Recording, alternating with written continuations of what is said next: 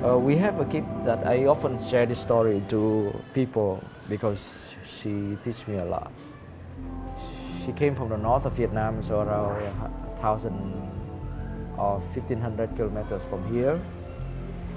And her father took her to the south and brought her to this city, walk her to the corner of the city and of intersection and tell her that wait here, I will go to buy for you some biscuit and come back to get you. At that time she was 6 years old. The father went and never come back until the time that the social worker found out that she was left abandoned in front of their institution. Took her in and trying to convince her and that she should stay, in institution because she's left abandoned. But she didn't want. She said that I have to wait for my dad to come back. But it's already late at night, from morning until late at night. She was waiting for her dad. And then they found out that she was so sick that they get a blood test and they found out she got HIV. So they refer her to our center, our house. At that time we were in the city. And we have a balcony. And when she came to us, 6 years old, she decided to stay at the balcony all the time. She didn't want to come in. And I asked her to come in to play with other kids. She said, no, I have to wait for my dad. She was afraid that her dad would pass by and she missed a chance to find her dad. And of course, eventually she had to come in. But very sad, always lonely, isolated, herself alone.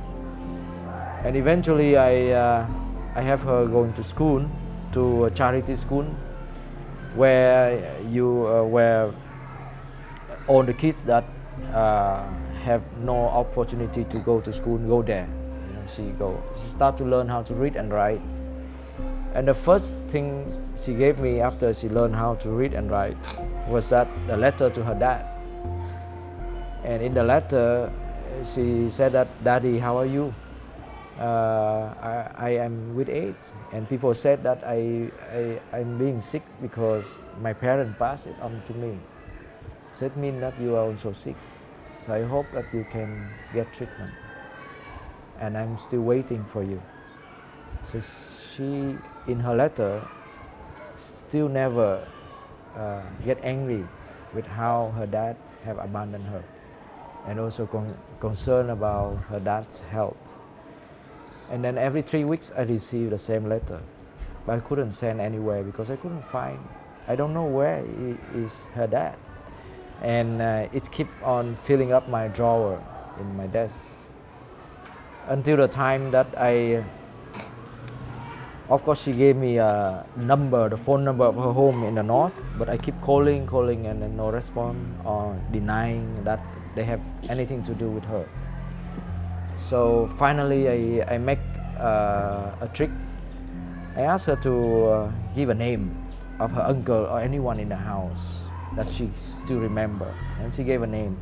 And I called and look for that person. I didn't ask for to look for her dad or anyone else, but just for that person. And that person showed up in the telephone, and I said that, look, I'm going to call the police that you are abandoning your relative. So they were afraid, and they informed her dad, and her dad came. And her dad came. When her dad showed up, I saw her run to her dad and embrace him. And I couldn't believe that, because if it was me, I would not see her dad anymore. I couldn't accept a father that abandoned me. But in this child, never in her thought and her thinking that she never had any moment of anger or hurt feeling against her daddy. Just love. And love convinced her dad to come back. I think that's teach me a lesson. So very often I would use anger to against those who hurt me. But here, a little child from 6 years old until 9 years old, only then she found out her dad again. And then until then, she was already mute because of HIV, because of TB. She couldn't hear anymore. She had to wear hearing aid. But her heart is very sensitive to love, and that wins the people. And her dad had to say sorry to her. The father cried a lot when he came and see his daughter. So the power of forgiveness, the power of love, Yeah. through that little girl. Yeah, that's really a power of forgiveness in life. Yeah. And I think that's how I learned the lesson from them. So this is a story that I often share with the people. And I said that, well, just forget about HIV, but something common in every one of us that we often miss out because we just see so much different in the blood, in the face of the person, and we forget how we are linked together just because we are born with love.